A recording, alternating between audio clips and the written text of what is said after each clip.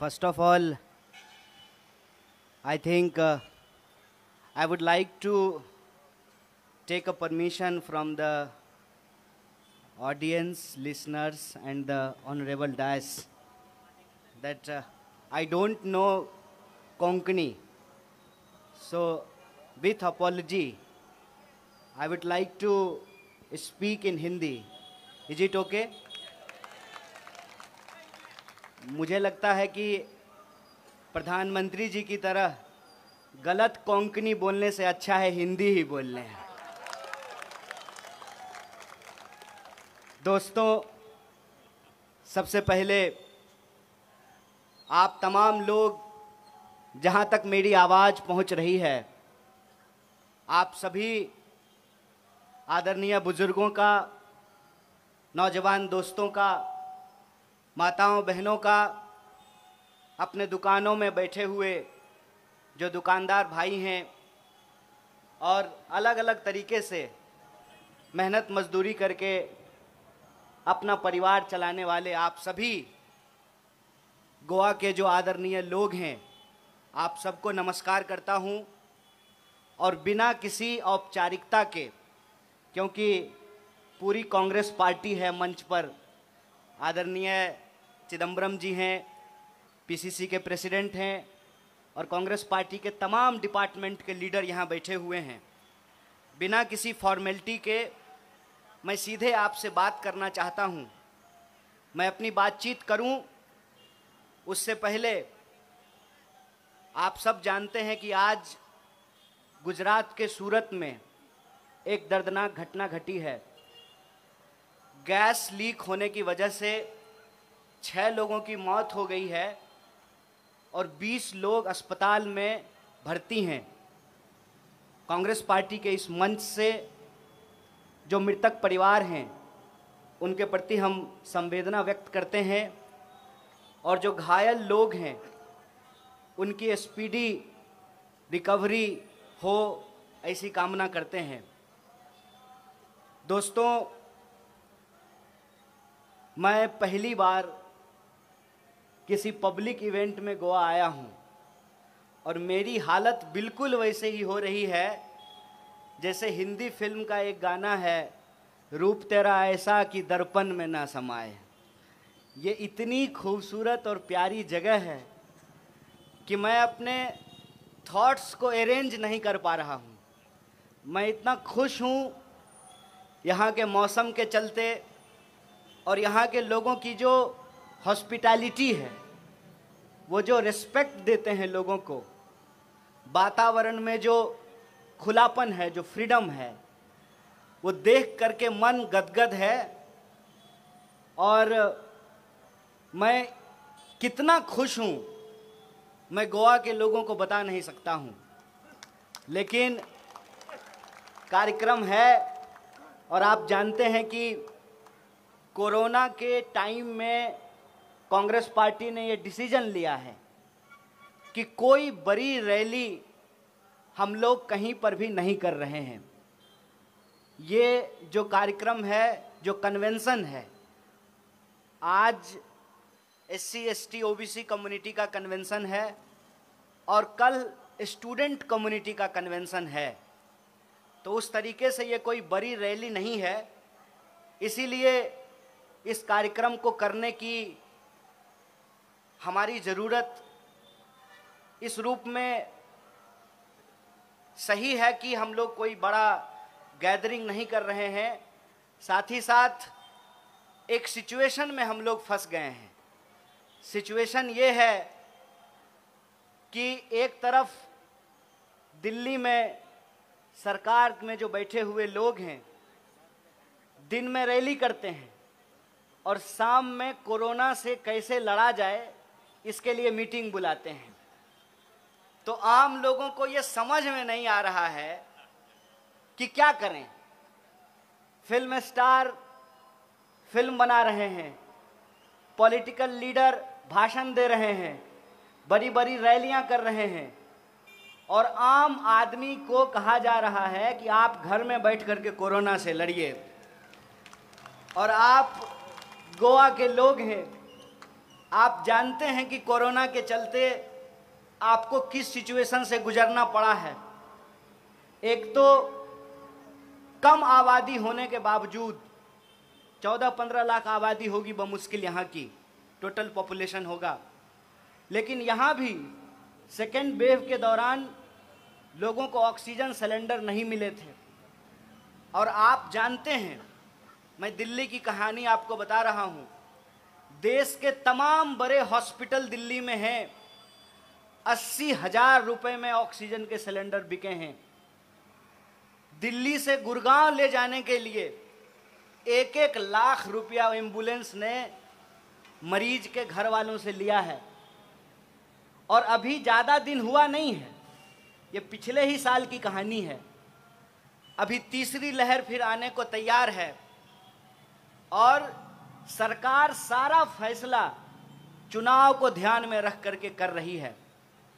As a political party हमारी ये responsibility है, लेकिन अगर सरकार ही चाहती है कि चुनाव हो, चुनाव आयोग ही चाहता है कि चुनाव हो, ऑनरेबल कोर्ट के इंटरवेंशन के बाद भी ऐसा सिचुएशन है, तो हम लोग क्या कर सकते हैं। लेकिन फिर भी हमारी पार्टी ने ये डिसीजन लिया है कि हम कोई बड़ी रैली नहीं करेंगे, लेकिन छोटे छोटे कन्वेंशन हम करेंगे। और ये कन्वेंशन करना इसलिए ज़रूरी है कि जब चुनाव हो तो कम से कम जो देश के लोग हैं, जो राज्य के लोग हैं, जो स्टेट के लोग हैं, उनके मुद्दों पर चुनाव हो। इसीलिए गोवा पीसीसी ने ये फैसला लिया कि हम 2 कन्वेंशन करेंगे। एक कन्वेंशन में आप सब लोग बैठे हुए हैं, दूसरा कन्वेंशन कल होगा। ये कन्वेंशन हम लोग क्यों कर रहे हैं, सबसे पहला सवाल ये है। ये कन्वेंशन हम लोग इसलिए कर रहे हैं कि हम लोग डेमोक्रेसी के अंदर एक ट्रेंड देख रहे हैं। ट्रेंड क्या है कि चुनाव को पूरे तरीके से लोगों के जो इशूज हैं, जो पीपुल्स इशूज हैं, उससे डाइवर्ट कर दिया गया है। मैं रास्ते में आ रहा था, कोई ऐसा इलेक्ट्रिसिटी का पोल नहीं है जिस पे 32 दांत निकालता हुआ प्रधानमंत्री का फोटो नहीं है। और हर फोटो पे एक बात लिखा हुआ है, 10 वर्षा विकासाची। और कह रहे हैं, इतनी कोंकणी मुझे आती है कि 10 वर्ष में विकास की क्या कहानी लिखी गई है। और दावा उनका यह है कि गोवा में डबल इंजन की सरकार है। मैं बिहार से आता हूं, बिहार में भी डबल इंजन की सरकार है। अब यह बात मैं आपको क्यों कह रहा हूं, क्या आप जानते हैं कि बिहार में भी बीजेपी सरकार में है। और बिहार की हालत यह है, कहां है बिहार, वहां से लोग काम करने के लिए गोवा आते हैं। अगर डबल इंजन की सरकार होने से विकास होता तो बिहार के लोगों को गोवा आकर के काम करने की जरूरत नहीं थी। मतलब ये प्रचार है, मतलब ये झूठ है। जैसे आप टीवी देखते हैं तो टीवी में ऐड आता है, क्या ऐड आता है, ऐड आता है कि फेयर एंड लवली लगाने से मुंह गोरा हो जाता है। ट्राई किए हैं, किसी का मुंह गोरा हुआ है? यह प्रचार है। और प्रचार की हालत यह है, मैं आपको बता दूं, सरकार की एक योजना है, बेटी बचाओ बेटी पढ़ाओ। बेटी बचाओ बेटी पढ़ाओ का जो टोटल बजट है, उसको अगर देश की लड़कियों के ऊपर डिवाइड किया जाए तो एक लड़की के ऊपर 3 पैसा मिलेगा। कितना? एक टॉफी भी नहीं खरीद सकते हैं आप 3 पैसे में। टॉफी भी कम से कम 2 रुपए में आता है। और उसका 77% बजट, मतलब 100 में से 77 रुपया सिर्फ और सिर्फ ऐड पे खर्च किया गया है। केंद्र की सरकार ने 5,000 करोड़, कितना? 5,000 करोड़। अरे आप संबित पात्रा थोड़ी हैं कि ट्रिलियन में कितना जीरो है नहीं बता सकते हैं। 5,000 करोड़ सिर्फ और सिर्फ एडवर्टाइजमेंट पे खर्च किया है। और आप इधर से बंबई की तरफ से मैंगलोर जाएं या मैंगलोर की तरफ से मुंबई जाएं, नॉर्थ से साउथ गोवा का जो मेन हाईवे है उस पे घूम करके देख लीजिए कि सबसे ज्यादा प्रचार किस पार्टी के होर्डिंग के द्वारा किया गया है। मैं जब आ रहा था तो अपने यूथ कांग्रेस के साथी को पूछा, हमारा होर्डिंग बैनर नहीं दिख रहा है, तो उन्होंने बड़ी अच्छी जवाब दी। उन्होंने कहा कि लगभग 30% हमको वोट है गोवा में, लेकिन पोस्टर के मामले में 5% भी पोस्टर हमारा रोड पे नहीं लगा हुआ है। ये जो पैसा है ये इन्वेस्टमेंट है। ये इन्वेस्टमेंट किससे निकाला जाएगा? ये इन्वेस्टमेंट जब सरकार चुन करके आएगी तो आपसे निकाला जाएगा, आपके टैक्स के पैसे से वसूला जाएगा। और कैसे वसूला जाता है? ये सामने पेट्रोल पंप है। ये भाजपा के लोग कहते हैं शेर को पालने में खर्चा होता है। प्रधानमंत्री शेर हैं तो शेर को पालने में खर्चा होता है, इसीलिए 32 रुपए लीटर का पेट्रोल जो है 110 रुपया में बिक रहा है। 32 रुपया दाम है और बाकी का जो रुपया है टैक्स के रूप में आपसे वसूला जा रहा है। और वो पैसा आपके स्कूल के ऊपर नहीं, आप जिस सड़क पे चलते हैं उस सड़क के ऊपर नहीं, आपके घरों में जो बिजली आती है उस बिजली के ऊपर नहीं, कोरोना काल में जो आपको ऑक्सीजन सिलेंडर नहीं मिल रहा था, हॉस्पिटल में बेड नहीं मिल रहा था, उसके ऊपर नहीं, प्रधानमंत्री जी के सूट बूट के ऊपर खर्च किया जाता है। इसीलिए ये कन्वेंशन हम बुलाए हैं और आपसे बात करना चाहते हैं, क्योंकि आजकल लोकतंत्र में सिर्फ नेताओं के मन की बात होती है, जनता के मन की बात नहीं होती है। जनता के मन की बात क्या है? जनता के मन की बात यह है कि लोकतंत्र, डेमोक्रेसी देश के लोगों से बनता है। और हमसे पहले जो इस मंच का संचालन कर रहे थे उन्होंने एक बड़ी अच्छी बात कही कि कौन है बहुजन? जो ठेला चलाते हैं, जो रिक्शा चलाते हैं, जो खेतों में काम करते हैं, जो फैक्ट्रियों में काम करते हैं, जो आपके घरों में साफ सफाई करते हैं, जो सरकारी दफ्तरों में काम करते हैं, मेहनत मजदूरी करने वाले जो लोग हैं। और ये जो मेहनत मजदूरी करने वाले लोग हैं ये सम्मान से अपनी जिंदगी जी सकें, इसीलिए डेमोक्रेसी में बराबरी का अधिकार उनको दिया गया। बराबरी का अधिकार वोट देने से लेकर एजुकेशन लेने तक, और एजुकेशन लेने के बाद नौकरी लेने तक, ये इक्वलिटी की आइडिया को डेमोक्रेसी के अंदर एस्टेब्लिश किया गया।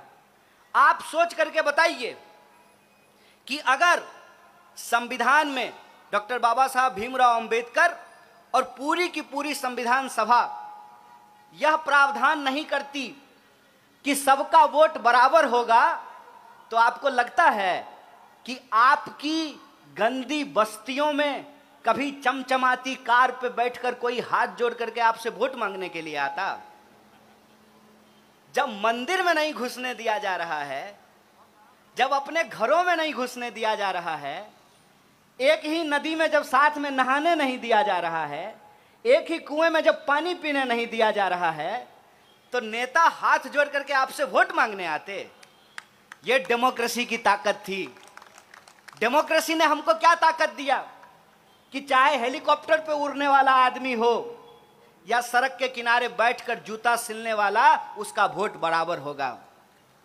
आपने अपने घर में भले महिला और पुरुष को बराबर नहीं किया हो, लेकिन संविधान ने महिला और पुरुष को बराबर किया। ऐसा तो नहीं है ना कि मेरे पिताजी का वोट 2 होगा और मेरी माताजी का वोट 1 होगा। क्या गोरा क्या काला, क्या मोटा क्या पतला, क्या अमीर, क्या गरीब, क्या फॉर्च्यूनर पे चलने वाला, क्या साइकिल पे घूमने वाला, सबका वोट बराबर किया इस देश के संविधान ने। और यह जो अधिकार है, इस अधिकार की ही ताकत है कि पॉलिटिकल पार्टिसिपेशन के साथ साथ इकोनॉमिक पार्टिसिपेशन की भी बात की जाने लगी। लेकिन आज के डेट में पहले पॉलिटिकल पार्टिसिपेशन को खत्म किया जा रहा है और उसके बाद इकोनॉमिक पार्टिसिपेशन को भी खत्म किया जाएगा। और ये मैं झूठ नहीं बोल रहा हूं, झूठ बोल करके हमको प्रधानमंत्री नहीं बनना है, मैं सच आपको बता रहा हूं कि पॉलिटिकल पार्टिसिपेशन कैसे खत्म किया जा रहा है। आप देख लीजिए कि चुनाव की हालत आज क्या कर दी गई है। धीरे धीरे एक साधारण व्यक्ति चुनाव नहीं लड़ सकता है।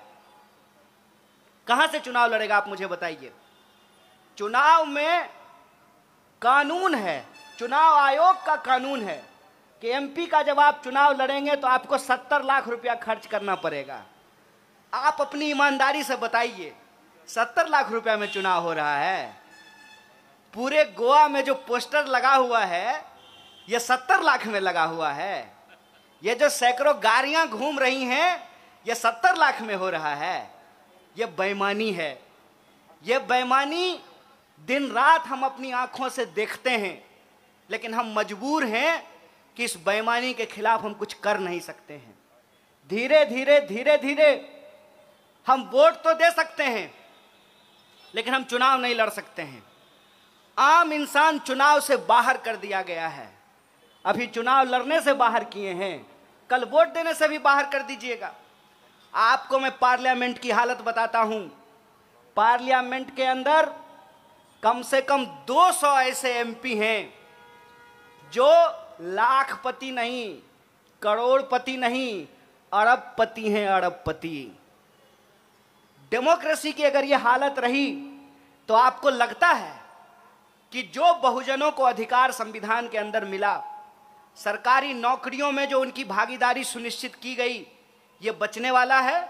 ये बचने वाला नहीं है।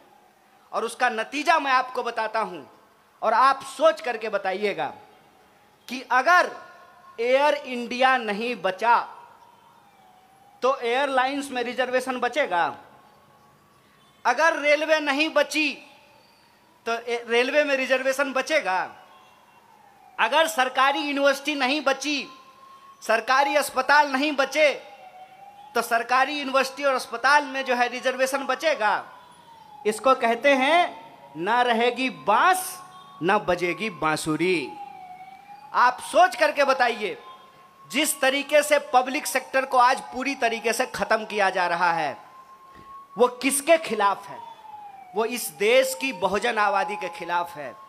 और एक बात मैं आपको बता दूं, हम प्राइवेट सेक्टर के अगेंस्ट में नहीं बोल रहे हैं।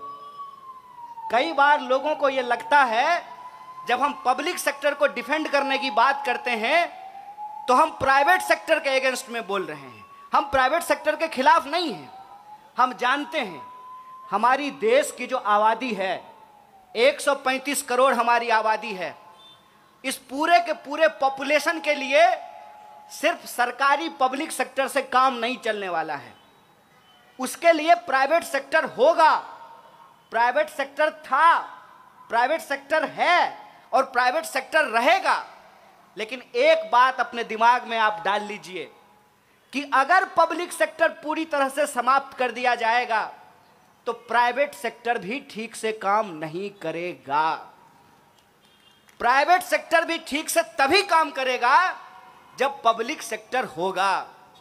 आप अपने दिमाग में इस बात को डाल लीजिए कि अगर एयर इंडिया नहीं रहा तो विस्तारा भी ठीक से नहीं चलने वाला है। अगर एसबीआई नहीं रहा तो आईसीआईसीआई भी ठीक से काम नहीं करेगा। अगर गोवा मेडिकल कॉलेज नहीं रहा तो फोर्टिस में भी आपको बेड नहीं मिलेगा। सोच करके बताइए, अभी कोरोना हुआ है, दूसरी लहर गई है, तीसरा लहर आया है। जब सरकारी अस्पतालों में बेड नहीं मिल रहा था तो प्राइवेट अस्पताल में बेड मिल रहा था क्या? नहीं मिल रहा था। आप सोच करके बताइए कि अगर सरकारी स्कूल पूरे तरीके से खत्म कर दिए जाएं तो प्राइवेट स्कूल ठीक से काम करेंगे? मैं आपको बताता हूं, आपको सोच करके हैरानी होगी कि दिल्ली के अंदर हालत क्या है। दिल्ली के अंदर LKG में एडमिशन लेने के लिए 5 लाख 10 लाख रुपए का डोनेशन देना पड़ता है, और बच्चे का इंटरव्यू नहीं होता है, माँ बाप का इंटरव्यू होता है। पढ़ाना बच्चे को है, इंटरव्यू माँ बाप का ले रहे हैं। सरकारी स्कूल इसलिए होना जरूरी है कि जो लोग नहीं अफोर्ड कर सकते हैं वो सरकारी स्कूल में पढ़ेंगे, और जो लोग अफोर्ड कर सकते हैं वो प्राइवेट स्कूल में पढ़ें। प्राइवेट स्कूल क्या, वो ऑक्सफोर्ड चले जाएं, कैम्ब्रिज चले जाएं, अमेरिका चले जाएं, लंदन चले जाएं, दुनिया के किसी कोने में जाकर के पढ़ें। लेकिन लोकतंत्र की बुनियाद तभी टिकी रहेगी जब राज्य अपनी जिम्मेवारी समझेगा। और तकलीफ की बात यह है कि राज्य आज के डेट में कोई जिम्मेवारी नहीं लेता है। मैंने आपको एक एग्जाम्पल बताया कि प्रधानमंत्री रैली करेंगे और देश की जनता को कहेंगे कि घर में बैठ करके 2 गज दूरी, मास्क है जरूरी, खुद मास्क नहीं लगाएंगे। देश बचाने की जिम्मेवारी जनता की, टैक्स देने की जिम्मेवारी जनता की, कोरोना से लड़ने की जिम्मेवारी जनता की। तो आप सोच करके बताइए कि सब कुछ अगर जनता ही करेगी तो सरकार क्या करेगी? सरकार आखिर हम क्यों चुनते हैं? आप सोच करके बताइए कि अगर एयर इंडिया नहीं होगा तो हम विमान मंत्री लेकर के क्या करेंगे? अगर रेलवे नहीं होगा तो हम रेल मंत्री लेकर के क्या करेंगे? जब शिक्षा ही नहीं बचेगी तो हम शिक्षा मंत्री लेकर के क्या करेंगे? और इसीलिए मैं ये सवाल पूछता हूं कि अगर सरकारी अस्पताल नहीं होना चाहिए, सरकारी स्कूल नहीं होना चाहिए, तो सरकारी प्रधानमंत्री लेके क्या करेंगे? ढोलक बजाएंगे? क्यों टैक्स देंगे सरकार को? सरकार का सूट बूट खरीदने के लिए टैक्स देंगे? आपको मालूम होना चाहिए कि प्रधानमंत्री जी ने अपने लिए एक हवाई जहाज खरीदा है, और उस हवाई जहाज की कीमत कितनी है? 8,500 करोड़। और अभी 12 करोड़ या 16 करोड़ का कार खरीदा है। 16 करोड़ का कार खरीदा है। काहे भाई? तो सुरक्षा, प्रधानमंत्री की सुरक्षा होगी। 12 करोड़ का कार से घूमते हैं तब भी कहते हैं कि सुरक्षा में चूक हो गई है। आखिर ये मॉडल क्या है? ये मॉडल ये है कि इस देश के जो आम लोग हैं उनको जो अधिकार इस देश में मिला है, एक एक करके उस अधिकार को छीन लिया जाए। आप जानते हैं कि यूनिवर्सिटी के अंदर 10,000 पोस्ट खाली हैं। सेंट्रल यूनिवर्सिटी के अंदर कोई ऐसा डिपार्टमेंट नहीं है जहां पे हजारों वैकेंसी नहीं है, लेकिन सरकार को वैकेंसी नहीं भरनी है। क्यों नहीं भरनी है? सरकार को लगता है कि जब सरकारी यूनिवर्सिटी रखना ही नहीं है, सरकारी यूनिवर्सिटी धीरे धीरे बेच देना है, तो वो वैकेंसी क्यों भरेगी? अभी कुछ दिन पहले हम लोग एक आंदोलन कर रहे थे ग्रुप डी की बहाली को लेकर के। लगातार आंदोलन करने के बाद ग्रुप डी की बहाली निकली है। उस वक्त भी हमने कहा था कि सरकार ये वैकेंसी इसलिए नहीं भरती है कि उसको लगता है आज न कल हमको रेलवे को बेच देना है। ये जो सिचुएशन है, इस सिचुएशन को इस देश की जो बहुसंख्यक आबादी है उसको समझना पड़ेगा। उसको समझना पड़ेगा कि आज का जो सत्ता का मॉडल है वो वोट लेती है मेजॉरिटी से और काम करती है मुट्ठी भर लोगों के लिए। आप देख लीजिए कि हमारी जीडीपी लगातार नीचे जा रही है। देश की जीडीपी लगातार नीचे जा रही है और प्रधानमंत्री जी के दोस्त का इनकम लगातार ऊपर जा रहा है। ये जो सिचुएशन है कि एक तरफ देश है और दूसरी तरफ प्रधानमंत्री जी के दोस्त हैं। प्रधानमंत्री जी देश की सारी संपत्ति अपने दोस्त को बेच देना चाहते हैं। तो मैं कहता हूं कि ये लड़ाई देश और दोस्त के खिलाफ है। ये लड़ाई बेचने और बचाने वालों के खिलाफ है। आपको तय करना पड़ेगा कि आप किस तरफ खड़े हैं। आपको सोचना पड़ेगा कि आपका हक और अधिकार किस बात में है। और जब आप ये तय करने के लिए एक बार मन बना लेते हैं तो कुछ सवाल हम लोगों के ऊपर भी आता है। जैसे आजकल गोवा से संबंधित 2-3 सवाल बार बार पूछा जा रहा है। एक तो गिरीश जी से मेरा अनुरोध है कि 151 जो पंचायत है गोवा का, हर पंचायत में हमको ले चलिए, हम गोवा के लोगों से बात करना चाहते हैं। जो दोनों जिला है, जो 40 असेंबली है, उसमें जा करके हम लोगों से बात करना चाहते हैं। उसके 3 फायदे हैं। पहला, देश के लोगों को जैसे धीरे धीरे यह बात समझ में आ रही है कि कांग्रेस क्यों जरूरी है, मुझे पूरी उम्मीद है कि गोवा के लोग भी धीरे धीरे यह बात समझने लगे हैं कि कांग्रेस क्यों जरूरी है। इस बात पे हम लोग बात कर पाएंगे।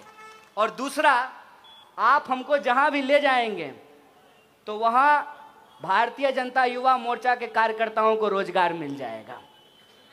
हम जहां भी जाएंगे वो हमारा विरोध करने के लिए आएंगे। विरोध करने के लिए आएंगे तो रात में उनका भोजन और तो कुछ तो एम्प्लॉयमेंट हो जाएगा ना। क्योंकि मुझे लोगों ने बताया कि unemployment is the biggest issue in Goa and it has increased because कि गोवा की सरकार ने ये डिसीजन लिया कि हम माइनिंग बंद करा देंगे। और आप जानते हैं कि माइनिंग के ऊपर बहुत सारे लोगों का रोजगार निर्भर था। एक तो आपने माइनिंग बंद कर दिया, दूसरा कोरोना के चलते, लॉकडाउन के चलते टूरिज्म पे बहुत बुरा असर पड़ा है। आप जानते हैं कि क्रिसमस से लेकर के नए साल के जश्न तक हजारों लोग गोवा आते थे, लेकिन तीसरा लहर आने की संभावना के चलते गोवा में 25% जो है वो इन्फेक्शन रेट है। सारे होटल्स के बुकिंग जो है वो बंद हो गए हैं, लगातार लोग वापस जा रहे हैं और टूरिज्म जो है वो बैडली इफेक्ट हुआ है। तो एक तो माइनिंग बंद हुआ, दूसरा कोरोना के चलते टूरिज्म पे इफेक्ट हुआ है। गोवा, आप सब जानते हैं कि हरियाणा के बाद दूसरा ऐसा स्टेट है जहां एम्प्लॉयमेंट हाईएस्ट है। ऐसे सिचुएशन में जो गोवा के लोग हैं उनसे जाकर उनके मुद्दों पर बात करने की जरूरत है। और आजकल यह बात हम सब लोग समझने लगे हैं धीरे धीरे कि टीवी खरीदते हैं हम लोग अपने पैसे से और टीवी को रिचार्ज कराते हैं अपने पैसे से, लेकिन टीवी में जो 24 घंटा न्यूज चलता है उसमें हमारे आपके जीवन से जुड़ा हुआ एक भी मुद्दा नहीं होता है। टीवी को बंद कीजिए और अपने जीवन में झांक करके देखिए कि आपके जीवन में क्या हो रहा है। हो ये रहा है कि लगातार अनएम्प्लॉयमेंट बढ़ रहा है, लगातार महंगाई बढ़ रही है, पेट्रोल डीजल के दाम बढ़ रहे हैं और जीवन जीने की जो कठिनाइयां हैं वो लगातार बढ़ रहा है। और इस बात को भटकाने के लिए रोज नया नया तमाशा खड़ा किया जाता है। आजकल 2 दिन से टीवी में चल रहा है कि प्रधानमंत्री जी के सुरक्षा में चूक हो गई। 24 घंटा यही चल रहा है। एक तो प्रधानमंत्री के पास 56 इंच का सीना है, तो फिर उनके घबराने की क्या जरूरत है। दूसरा, कह रहे हैं कि प्रधानमंत्री किसी पार्टी के नहीं होते हैं, देश के होते हैं। ठीक बात है, तो प्रधानमंत्री अगर किसी पार्टी के नहीं होते हैं तो किसी पार्टी का जाकर के चुनाव प्रचार भी नहीं करना चाहिए। और तीसरा कि अगर सिक्योरिटी लैप्स हुआ है तो आप प्रधानमंत्री हैं, आपके पास सरकार है, गृह मंत्री आपका दोस्त है, जय शाह का पप्पा अमित शाह, एसपीजी उसके अंडर में है। आप जांच करा करके देख लीजिए कि कहां लैप्स हुआ है। पाकिस्तान जाकर के बिरयानी खाए तब इनको डर नहीं लगा, अपने ही देश में घूमने में इनको डर लग रहा है। पल में तोला पल में मासा, ये तो नहीं चलने वाला है साहब। एक तरफ कहते हैं कि मजबूत प्रधानमंत्री हैं और दूसरी तरफ डर करके भाग जाते हैं, ऐसे नहीं चलने वाला है साहब। आप मुद्दे को भटकाना बंद कीजिए। मुद्दा यह है कि कितना भी आप प्रचार कर लीजिएगा ना, सच सच होता है। एक बात बताइए कि नारियल के पेड़ के नीचे खड़ा हो जाएं और हम 1 लाख बार बोलें आम है आम है आम है, तो नारियल आम हो जाएगा? कहते हैं बंदर क्या जाने आदि का स्वाद, बंदर क्या जाने आदि का स्वाद, और संघी क्या जाने आजादी का स्वाद। जो लोग इस देश की आजादी में शामिल नहीं थे, जिन लोगों ने इस देश को आजादी नहीं दिलाई, उनको इस देश की आजादी से प्यार भी नहीं है। कहते हैं ना, जो बनाता है उसी को दर्द होता है। महिलाएं इस बात को बखूबी समझेंगी कि जो माँ 9 महीने बच्चे को अपने पेट में रखती है, उसको मालूम होता है कि माँ बनना कितना मुश्किल काम होता है। जो घर छोड़ करके भाग गए हैं, जो घर नहीं चला पाए हैं, वो देश क्या खाक चला पाएंगे। इसीलिए मैं आपसे कहता हूं कि आज के डेट में इस देश की जो बहुसंख्यक आबादी है, उसको ये सोचना पड़ेगा कि उसका मुद्दा क्या है।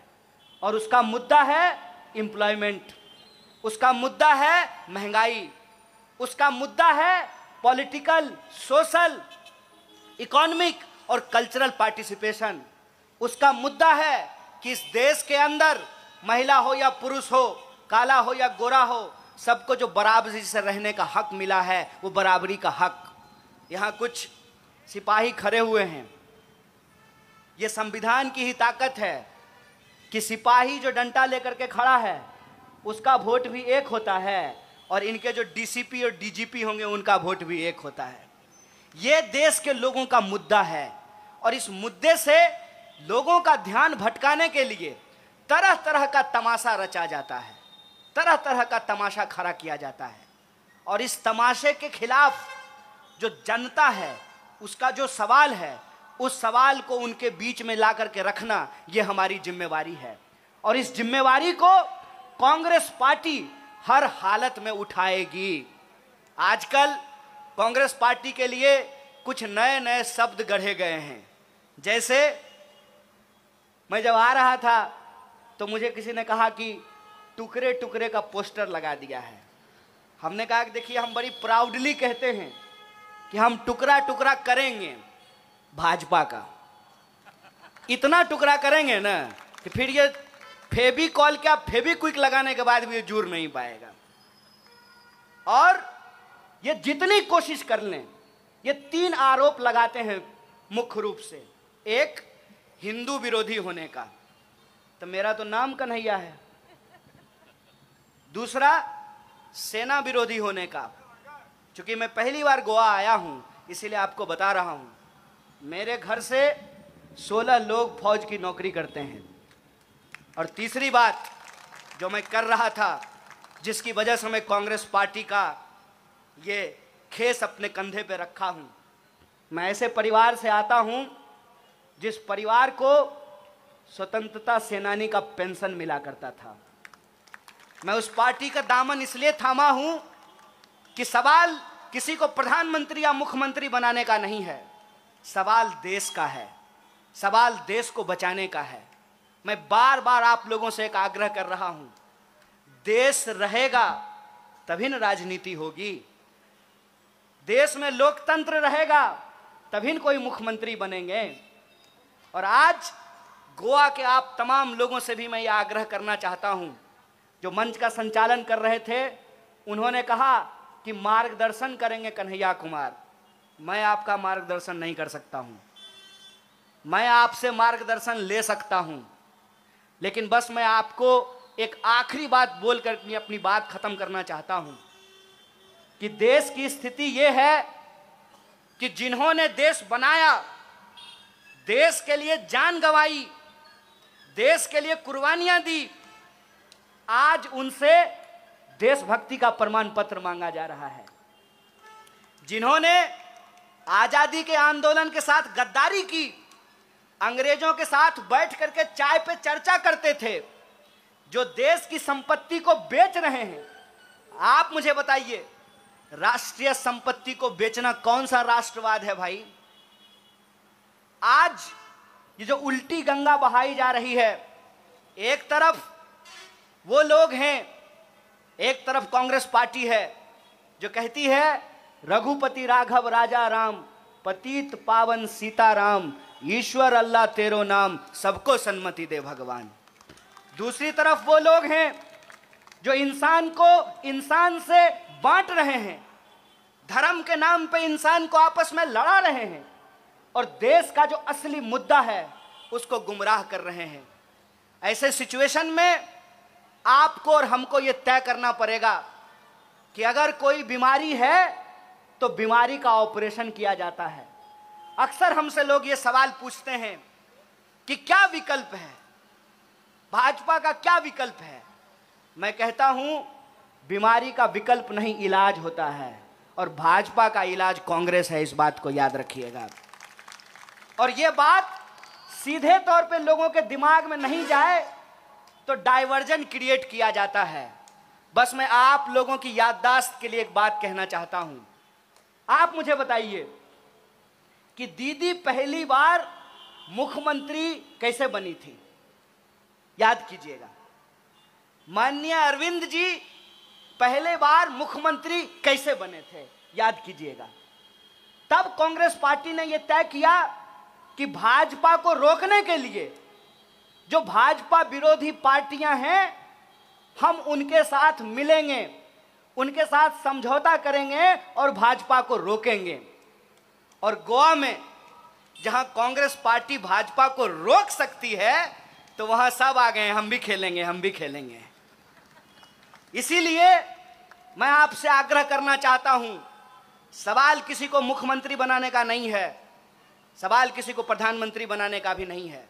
सवाल यह है कि इस देश का जो पॉलिटिकल कल्चर है, इस देश की जो डेमोक्रेसी है, जो डेमोक्रेसी इस देश के बहुजनों को ना सिर्फ राजनीतिक अधिकार देती है बल्कि सामाजिक और आर्थिक अधिकार भी देने की प्रवृत्ति रखती है, देने का पॉलिटिकल विल पावर रखती है।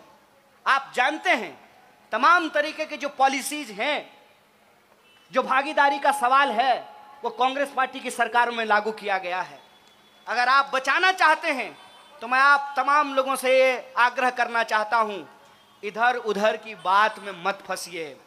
प्रचार प्रचार होता है, इतिहास को याद कीजिए। और इतिहास वही है कि अगर कांग्रेस पार्टी कोंकणियों के स्वाभिमान के लिए लड़ सकती है, गोवा के लिबरेशन के लिए लड़ सकती है, गोवा को स्टेटहुड दिला सकती है, तो गोवा को जो आज का सवाल है अनएम्प्लॉयमेंट और महंगाई, उसका भी हल कर सकती है, उसका भी निदान कर सकती है। इसी आशा और उम्मीद के साथ कि हम लड़ेंगे अपने हक और अधिकार के लिए, हम लड़ेंगे अपनी आज़ादी की सुरक्षा के लिए, हम लड़ेंगे अपने संविधान की रक्षा के लिए और इसको हर कीमत में बचाएंगे। क्योंकि हमारा ये मानना है कि जो बिगाड़ने वाला होता है, बचाने वाला उससे बड़ा होता है। बेचने और बचाने की लड़ाई में बचाने वालों की जीत होगी। इसी आशा और उम्मीद के साथ आप तमाम लोगों को धन्यवाद कहते हुए, शुक्रिया अदा कहते हुए मैं अपनी बात को खत्म करूंगा। जय हिंद, जय गोवा।